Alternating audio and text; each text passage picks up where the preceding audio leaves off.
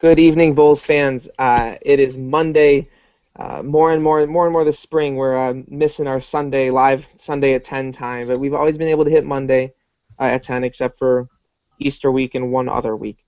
But it is Monday. It is 10. It's time for the Olympic rundown. I have pulled in a special guest and an old regular face who's been nose to the grindstone, getting his degree wrapped up, his dual degree.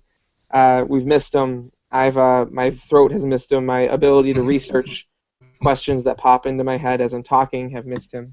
I'm joined by John McWhinney and Robbie Johnson. Robbie's only appeared on one or two shows with us in the past, but you certainly know his name. He's been writing pretty frequently for us this year, and he's around. We're really winding down now for the spring. Been saying all spring that once kind of those long breaking winter sports ended, wrestling and track. Oh my goodness, wrestling and swimming and diving. We're really down to not much. We got the two tennis teams, the two diamond sports, track and field, and actually rowing. Well, one of you is talking. I'll look up and see what rowing results we got because I'm pretty sure they were in action yesterday. As of this weekend, the tennis team seasons are over. No repeat championship for the men's team. A nice improvement over last year, and very nearly a berth in the MAC finals, the MAC championship for the women's team. Really, just a great showing. Reminds me a lot of a couple of things. We'll talk about it when it happens. Diamond sports, couldn't tell you. That's how my weekend went. That's how my week went. Katie Weimer finally broke the record I've been telling you that she'll break. If you haven't heard me say it before, I'll keep you waiting. Maybe it'll keep you on the air. That would be nice. Baseball, I don't even know. I don't even have a name or a stat or anything. So we'll get to it. Robbie, let's start with track and field. I have to admit it is entirely you. You were at the UB Invitational on Saturday. I don't know if you have anything to say about the Penn relays, which were also over the weekend. I have no idea who we sent. I didn't catch much. This is literally going to be the worst Olympic rundown ever. So way to go. The good news is we were all in the same room last night, so we should have coordinated. But Robbie, whatever you want to say about track, I can't even bring myself to care. I got to be honest. Oh, the UB Invitational, it was pretty cool. There were a few local teams. You had Damon, you had Niagara. Pitt made its way there. And then you had a bunch of unattached runners and some other clubs. So you had Extreme Velocity. Speed River was there. And I believe an unattached runner actually won the 110 meter hurdles for the men. Mm. And where was Mitch Moore? That was interesting. The guy was in just regular sweatpants and a tank top. Hold on. Everybody else was in their spandex and everything, and he crushes everybody. Okay, you keep talking. I gotta look up and see who we had in that race. He's Ryan Billion from UNET Buffalo. Oh, Billion. He's one of us. Okay. He's yeah, one of us. Okay. He's redshirted or whatever. All right. Yeah. So we had Christian Doherty and Anthony Clark was in that race, and that was the funny moment from that day. Billion has competed at nationals in the sprinting events and the long jump in the past. Okay. Oh. Probably the most exciting race of the day was the 1500 meter run for the men, and there were five or six. I think there was five. There was five guys that were all in the hunt for the win coming into the final corner, and Justin Van Epps, passed every single one of them to win the race by a few tenths of a second, and that was over two pit runners. So that was a very exciting win, and it was overall it was a good meet. I don't really know what else to say about it. There was a good crowd for a track meet. Well, they did that. I don't know if it was. I think it was a bone marrow donation drive, registry drive for the former UB athlete who is. I am so unprepared. Going for any treatment or anything. Oh goodness, there's no Penn relays results. Okay. They were doing a drive for someone whose name I should know. I'm here. I've got it. I think a 2013 UB graduate, maybe a track and field alumna. Um, I don't know where it is. They were doing a thing, and I'm glad that there was turnout for that, Robbie. I'm glad to hear that. Um, I'm not going to get Penn relays at all, except to tell you that the 100 plus age group world record in the 100-meter sprint was broken at the Penn relays. So that's pretty exciting. That's irrelevant to us. Not bad. But that's what came up. Age group records are fun because everyone who's ever held the over 100 age group record has been over 100, and that's pretty inspiring. Okay, that's track and field. That's what we know. Go ahead. I could say a few more things. Say a few more. I want to hear about McCarthy because I have things to say about him. Oh, McCarthy. Let's see. I think it was did he run in more than just the steeple? Well, I remember the steeple, and he absolutely dominated that race. And Jack Jibb was the other runner from Buffalo. And Sure, of course, Jack Jibb hype train. But yeah, so like McCarthy, he ran a wonderful race. He broke the meet record, and which I don't imagine the meet records are too great for this anyway. And but yeah, and there were a few kids from Damon, and I think a Pitt kid didn't finish that race. But Oh, well, yeah, I have been reminded that the name of the former UB student athlete who is fighting something is her name is Leah Whiteman, and Track and Field was pushing it pretty hard. You can go to their Facebook page, you can go to their Twitter, and you'll be able to find more information on that. One thing I do have from the Penn relays is that distance runner Barrett Kemp broke the school record in the men's 10K. I think that happened, whether the Penn relays was Thursday to Saturday or Friday to Sunday. I'm pretty sure that happened on the first day. So that's another weekend, another school record. We're going on 2 full years. I've been able to say that with consistency from the men's side. Oh, all right. Men's All MAC tennis teams are announced at 10 a.m. tomorrow morning. Why that didn't happen before the tournament? I don't know. How's that for a segue? Men's tennis. They spent all their time trying to figure out which seed everyone was. That's what they spent their time on. Men's tennis made it to the MAC semifinal, which just means that they were among the top 4 teams in the regular season. They claimed the 2nd seed in the tournament. They finished second, top among a 3-way tie of teams that were 4-3, and faced off against Ball State, who they lost to in the regular season. And they lost to this time 4-2, I think, after winning the doubles point. I am so. Who wants to look up men's tennis? I know that Ethan Dotolo was leading in the 5th set or the 3rd set at 5 singles, and his match was the one that was unfinished. That's what I know. I know Tony Miller lost in 2 sets at 6 singles. Best show ever, guys. Oh my goodness. Yes, when you said this was going to be the worst show ever, everyone's getting their money's worth. we can give Matt a pass, but I mean, I should have just changed like my bottom third to just say pretty face. I could just sit here with my microphone on mute the entire time. You know, I promise I'm sober because I had to drive this evening. I promise you, but had a little bit of a weekend. So you guys were the ones that were out with all the tailgaters last night. So. Although second night I was out. Well, Robbie was drinking pop. Yeah. So he was being the responsible one because he is underage, and I partook in enough adult beverages for the both of us. All right, good banner, guys. You covered my ass until I got the box score up here. So UB did indeed win the doubles point, and the issue here, and I remember this now, is that UB didn't win any of their matches at 1, 2, or 3 singles, which obviously you can win a team score winning the doubles and 4, 5, and 6 singles. It's really hard to do. UB had seniors right now at 1, 2, 3, 4 singles.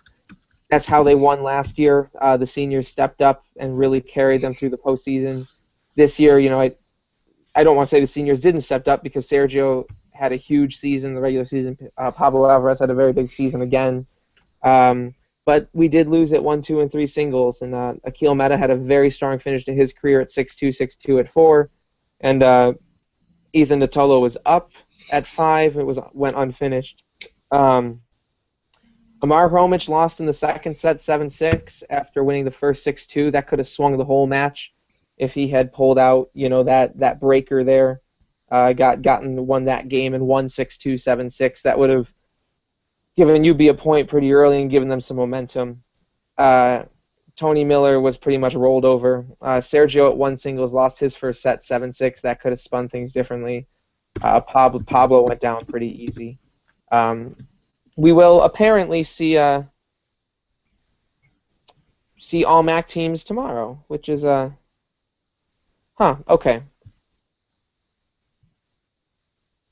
Okay. I guess it's on the coaches. That I've got a guy telling me things. That's not one of the guys on screen, which is helpful. So there's a reason, and it is apparently rational for the men's all-tournament teams being broadcast later. Going back, Kemp's 10K time was 29:55:52. So that's under 30, obviously. So that's under 3 minutes a kilometer, which is 180 and 1,000. So that's like 50 meters, 5 meters a second, which is pretty good. Okay, that's what I have to say about men's tennis. Women's tennis, their season also ended to Ball State. Ball State was the number 1 seed. That was in the MAC semifinal as well. A 4-3 loss, real tough. If you'll remember, UB was the only team to beat Ball State from the conference in the regular season, which is great. It's good to do that. It really worked out for women's basketball. To get to that match against Ball State, which 4-3, there's no shame in losing 4-3 as the 5 seed to the number 1 seed, especially for a young team that very clearly improved over last year's. I believe only losing a single senior. From this year. To get to that point, they got a bit of revenge against Akron, who they lost to in the regular season, with a very clean 4-0 sweep over the Zips, which is a good thing. I don't think I have scores from that 4-0, the scores from the 3 points that were unfinished, because why bother? Sometimes in the regular season, you'll see them play it out to some degree, but in the postseason, once they get to 4, they've saved their legs. Let's see how quickly it loads here. Something of note in this match against Akron is that Akron did have the MAC Player of the Year this year in Adriana Villanova. She competed for them both at first doubles and first singles, and John, in particular, we've talked about Tanya Stoyanovska quite a bit. We talked through the fall about Chantal Martinez Blanco's tremendous fall season. She really faced Stoyanovska 3 times and cleaned her clock 3 times. Through the spring, Stoyanovska's been sitting at that number 1 spot, and Martinez Blanco's been at 2. At times bumped down below Mercedes Losada Rubio, although Rubio didn't compete in singles against Akron, at least. I don't have Ball State up, but it makes sense because Akron. Anyway, MAC Player of the Year, Adriana Blanova, Ariadna. Oh my goodness, I'm sorry. You're not watching tennis player from Akron, but I'm sorry, Ariadna Blanova. Anyway, Stoyanovska destroyed her. 6-0, 6-3. It's about as lopsided as you can get. Agassi and Holterbosch beat her at first doubles. That's a different pairing too. Well, there was all sorts of funky things going on in this lineup. But UB won 4-0 against a team that beat them in the regular season before losing 4-3 very narrowly to Ball State. And if I get to the roster quickly, which I can do, Diana Gassieva is the only senior. And Holterbosch and Kotak will be 2 seniors, and then Haraldson and Stoyanovska will be juniors. And then I've talked quite a bit, especially the last couple weeks, about, in addition to Martinez Blanco, about Mercedes Losada Rubio and Sanjana Satir, 2 real solid freshmen at depth in the lineup. So an encouraging finish to the season for the women's team. A shame they couldn't pull the upset against Ball State once more. They came as close as you can to doing that. Really stinks otherwise. Wow, we're moving quick, and I really do not mind that at all. Baseball. Do either of you guys have baseball up? Because I don't have anything to say.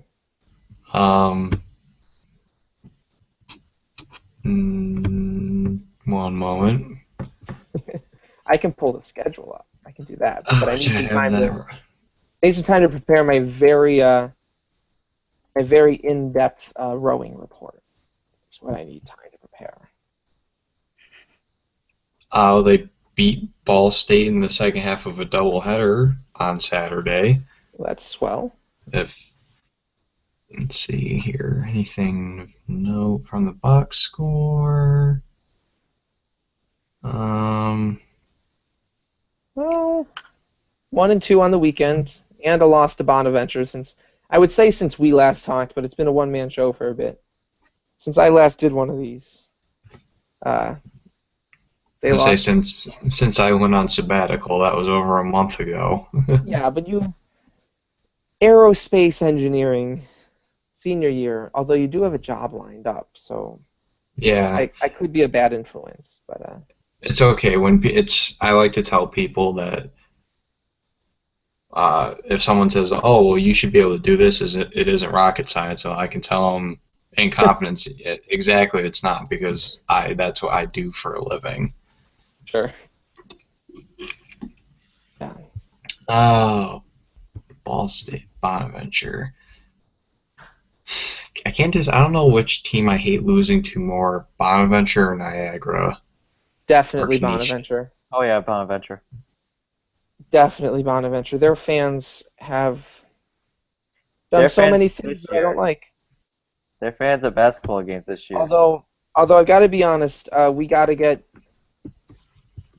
win that Niagara doubleheader on Tuesday the 10th, and we got to win the softball one on I think April 12th is the date we need. 1 second. April 17th, we have 4 games against Niagara on the baseball schedule, at least. Yes. Still to come. Oh, it's May 3rd Or for May. the women. Okay. We need to get May. Okay, so the women play on May 3rd and the men play on the 10th and the 17th.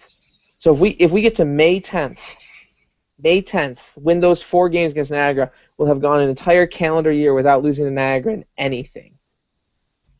Anything. Just be so good. There's a lot on the line there. There's a lot on the line there. Yeah, it's so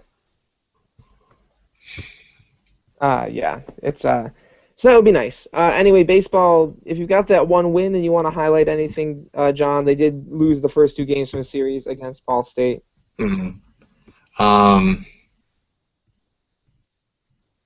They probably should have won the first game too.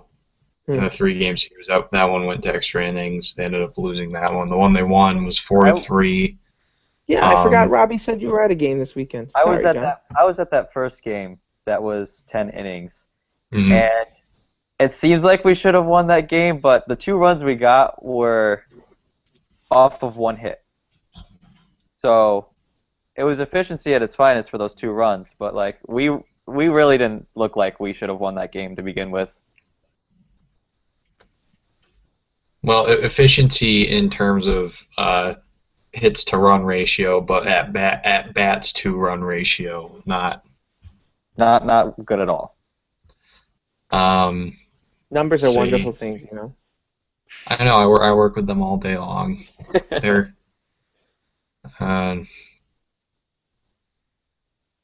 although I wish I was better at statistics, like Paige. If Paige, if you're watching, I am very envious of your statistics knowledge and expertise. I think that's what his degree is in, for what it's worth. Yeah. Kyle Brennan had 3 hits In the win, in the win. how did we have 0 RBIs and score 4 runs? That's Let's preposterous. see I guess it's feasibly possible, but how many errors did just Ball two. State? Only two. Huh. Well, that's delightful. Interesting. Yeah. Unless did someone steal home base? Bobby Shepard stole a base. Let's see where it was. Bobby Shepard had 2 hits and a run in this, so maybe that would be cool. I don't know when we last had a steal of home. Probably Kanzler did it. Maybe Sine. Oh, Sine definitely did it once last year. Why aren't the run scoring plays bolded? All right, bottom of the 6th inning. Brennan grounded out to second base. Wasilewski walked. Killian struck out swinging. So we got guy on first, 2 outs. Thrower singled to shortstop, first and second. Shepard hit by pitch, bases loaded. So you got bases loaded, 2 outs. Dudek reached on error by first baseman, advanced to third. Shepard advanced to second on a throwing error by first base, scored unearned. Thrower advanced to third on a throwing error. I think Ball State's 2 runs, both. I think this was a 2-error play from the first baseman. Which is a fine way to do it. Yep, Ball State's 2 errors. Okay, so that's how you score 4 runs without an RBI. How did this run score in the 3rd inning? Fly out, walk, single, stolen base, walk. Oh, a wild pitch. That'll do it. Okay, well that makes sense. So way to go, Ball State first baseman. That's a good one. That's a new one. I know a little bit more about softball, just a little bit. First things first, Katie Weimer has finally gotten there. I shouldn't say finally. She pretty much stayed at the same pace all year, but she's now, as a freshman, the UB single season record holder for RBIs in a season. She's now in the 40s. On the day against Binghamton, in a doubleheader on Wednesday, she had 4 RBI, which I knew so little about the weekend for softball that I just found out they lost both those games against Binghamton, which stinks. I hate Binghamton, and I don't like losing to them. But Katie Weimer, way to go, school record holder, again, as a freshman. And note to the spectrum, she's from Western New York. She's a New York talent. They do exist, even if we want to stamp our feet and complain that they don't. They do exist. Sometimes they're not good enough, but sometimes they are. And here they are, and we got her. And we're succeeding because of her. So way to go, Katie. Weekend series against Ohio. Really good series. If you've been following softball for longer than 12 months, you remember the end of the 2014 season when UB in the postseason ran into the Ohio pitching buzzsaw that was Savannah Jo Dorsey. Just pure terror. But UB beat her this week in extra innings, 5-3. Charlotte Miller, who has really rounded into UB's most consistent pitcher, went all 10 innings in that one. Leandra Drew had 3 hits. Savannah Norcio continued her incredible season. Her getting on base and Leandra Drew getting on base and Ashton Earnhardt getting on base is the reason that Weimer's got 40-plus RBI. But UB pulled that one out in the top of the 10th inning. Well, in the 10th inning. With home runs from Weimer and Cottrell Robertson, which I realize at this occasion they must have changed the extra inning rules, and I meant to get in touch with Matt Meyer about it, and I didn't because I just didn't. There are reasons. Katie Weimer is a walk-on. That's pretty swell. We should give her money. The school athletic department should, not us. That would be illegal. Not illegal. It would be against the NCAA's rules. They're not laws. They think they are, but they're not. Save me, guys. Softball also lost 2 very narrow games for the other 2 games against Ohio, 3-2 and 3-1. If I can pull this up quickly enough, I would bet that Lace Smith pitched one of those games, and I would bet that Charlotte Miller pitched the other for 2 on the weekend. Smith, 5.1 innings, 8 base runners, 2 earned runs, not bad. Allie Power made an appearance in the circle again, pulling the last 2 outs. Then the other game, it was indeed Miller, 6 innings pitched, just a single earned run, 7 base runners. So really strong showing from from the pitchers this week. That last game against Ohio had 3 errors in the defense, which is a shame, and a single error in the 3-1 game. That last game, UB matched Ohio 7 hits, and the difference in errors really made the difference. In the middle game, they only had 3 hits, did get 2 runs out of it. But I've been saying all year with softball, they're clearly better than last year in those trouble areas. We had a pitcher pitch 2 very strong games. On a weekend, is really developing into the clear 1A. We've got players who can produce multiple times in a game. And there are losses, and they continue to be losses, but I feel there's very clear improvement. That's what I have to say. Maybe you guys have something to say about softball.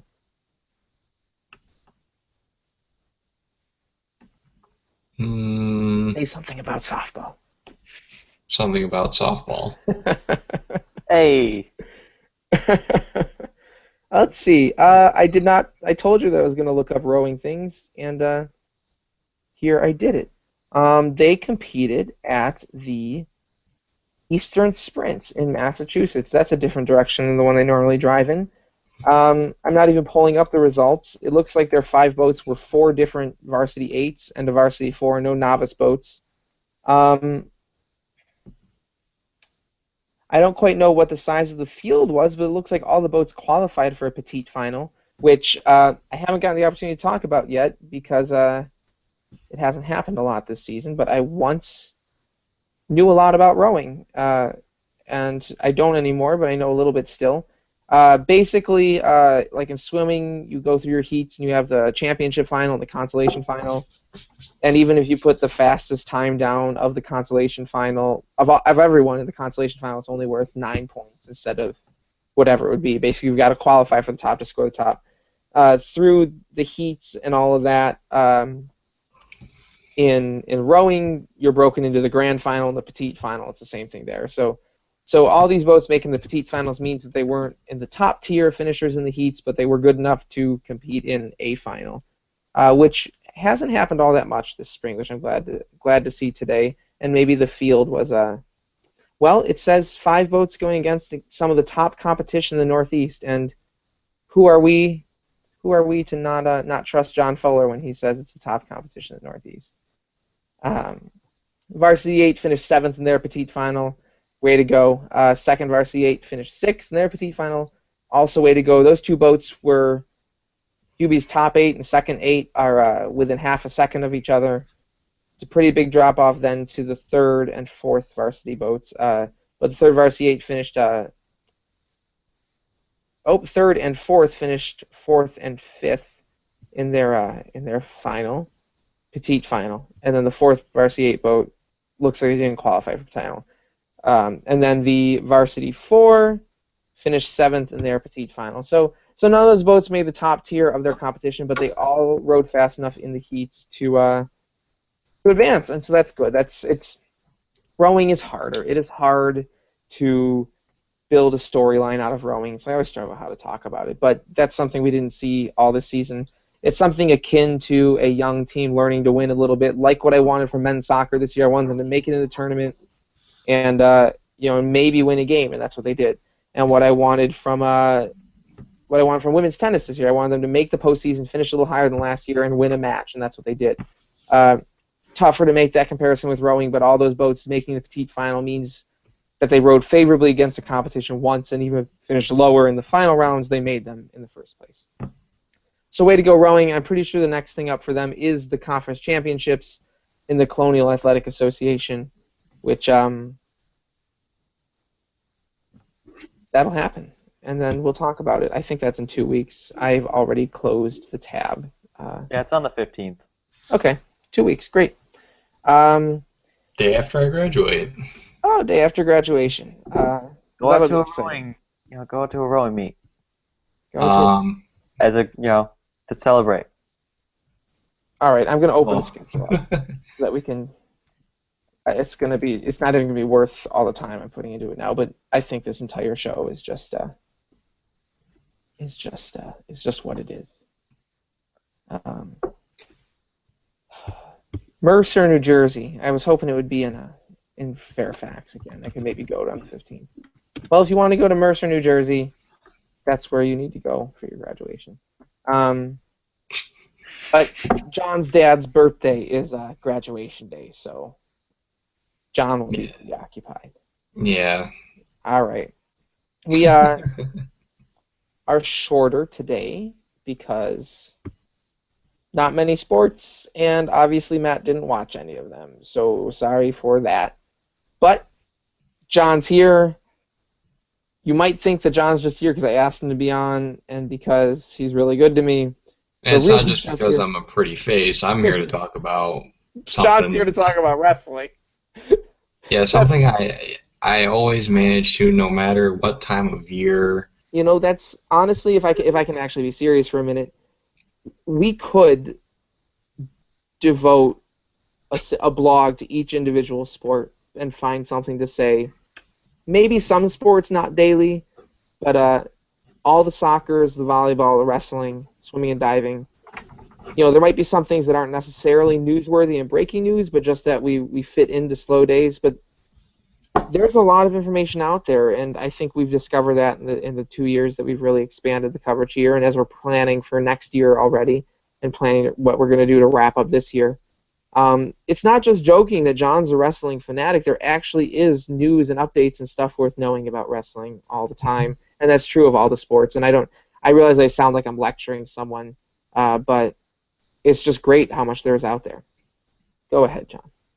All right, so UBS two All-Americans at the Junior Freestyle Nationals. Jake Gunning and Kyle Akins both competed. Both placed in their respective weight classes. Gunning was 5th at the 120 kilogram, which for you English units people, that's about 264.5 pounds. You are not going there after swimming and diving. You are not going there after swimming and diving. MAC championships, all he's grousing about is that the diving boards are in meters and the length of the lanes are in yards. I guess your issue was mixed. I guess your issue was mixed measurements, not necessarily. Yes, it was the mixing of English imperial units and metric units makes my brain hurt. I have to do that all the time for geology. All the time. I have to always mixing it up. If you don't do it right, your Mars rover crashes and is rendered unusable. So you got to make sure to do it. Yeah. Anyway. Gunning was 5th at 120 kilograms, and Kyle Akins was, I believe, let's see, where was he? He was 7th. He was 7th at 55 kilograms, and I was going to say 7th at 120 is a real impressive, real impressive showing for the little guy. Maybe that's funnier to me than anyone else. I don't know. So both qualified for the World Team Trials, which are in Dallas, Texas. I believe it's sometime in July. Don't quote me on that, but I think it's sometime this summer. So basically, if you finish high enough, which I believe it's the winners there, move on and can compete in the bigger international tournaments and such.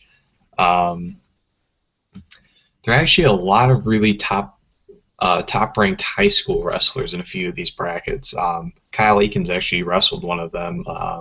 Kid by the name of Dayton Fix. He's from Oklahoma. He's already a 3-time state champion. He just finished his juniors going into his senior year, and he's the number 2 ranked wrestler in the nation. Gunning, I believe, was seeded. He was seeded fairly high in his bracket. I only noticed he lost a really close match in the quarterfinals, and I think if he had won that, he would have made it to the finals fairly easily. The other finalist, I'm not. Okay. So I mean, if he had made it to the finals, he would have taken on a kid from that wrestles for Minnesota, Big Ten guy. which, speaking of the Big Ten, Bring it. yeah, another segue. Coach Stutzman kind of teased on Twitter today that another Big Ten school was added to this upcoming year schedule, which I said to Matt immediately after I saw it that it was fingers crossed, Penn State. I'm already making one trip to Penn State next year. I'm hoping for more Terrapin action. The last trip That's I made to women's Penn State soccer. was miserable. No. You come to Maryland and we win when we go to Maryland. But I'm going to Penn State for women's soccer, which we lose when we go there. Just so you know. Be cool if it would be Penn State. It would be a big boost in publicity for us. Just as volleyball playing against Penn State was, and just as women's soccer playing against West Virginia was, and I like that scheduling. And even there are other Big Ten teams who are plenty good too. Ohio State won the national championship 2 years ago. Iowa is Iowa. Mm-hmm. And others. Now, Matt, do you recall? I know there was Austin Assad from Michigan. His brother wrestles for Missouri. Yes. Kyle Akins actually got to wrestle him. Yes. In the consolation quarterfinals. Obviously Assad won, but there was a lot of big name talent. Yeah. In both brackets there. There's another guy in Akins' bracket that I actually recognize. He's a kid from New York, won 4 state titles. Has a really Italian last name. A lot of C's, a lot of I's, a lot of N's in it. Okay. But he wrestles for Oklahoma State now, and he was, gosh, I think when he was coming out of high school, he was number 1 in the nation. That's his name. If you want to give goodness, that one a girl. Piccinini. Yeah, sure. We'll go with that. I've never done Italian. So yeah, it's the term is freestyle. It was a freestyle tournament. It's good to see guys placing in tournaments like this. It's a fairly big deal, especially when they get the chance to qualify for the world team. I think, and I don't know if we talk when. I don't know if that was before or after the sabbatical. If we talked about Nolan Terrence. We talked about Nolan Terrence. We did. Okay. You wrote a post about it, even if we didn't. Okay. I got to be honest. We've hit 40 minutes, and I promised you 40 minutes. I'm crashing. So. Well, that was all I had to say about wrestling. So. Okay, that's I'm gonna save. I should get it like those old soundboards you could find like HTML code on the internet, like circa 2002. Like you had a Homer Simpson soundboard and you press and they all said different things. I need to put that phrase. That's all I had to say about wrestling. I need to go back and pull the audio clip and maybe I'll make it like my audio for when you send me. You don't send me any text messages. Or just pull the quote from Forrest Gump. No, it's got to include the word wrestling for sure. Well, then just add you saying wrestling. I could. That would be silly though, because we're very serious right now. We're doing. Hey, we're having fun. That's having fun. Well, fun. Yeah. Well, football season is going to be a lot more fun. Once we have the full team back on the broadcast and not just the Olympic team, that's going to be a hoot. That's what we got. We're down to 4 teams. 5, I guess, if we want to make our numbers look good, which I guess technically we do. Diamond sports, softball, baseball, men's and women's track and field, and rowing. Which sometimes we call women's rowing, but I think that's silly because we don't have men's rowing. It's just rowing to me. Deep thoughts. Okay. We'll see you next Sunday. Yes, we definitely will. Unless something happens on Wednesday that I'm not available on Sunday again. We'll see. But these things are surprises. Have a wonderful evening. Thanks for joining us. Thank you, special guest Robbie. Thank you, John, for coming off sabbatical. We will see you next Sunday. Stay tuned. I know the Blue and White Award show was this week. Exams and people's summer schedules means you have to do it early. That's silly. Just stay tuned for the Bull Run annual awards the week after track season ends in June. John and I will put that together for you for the second straight year. Have a good night.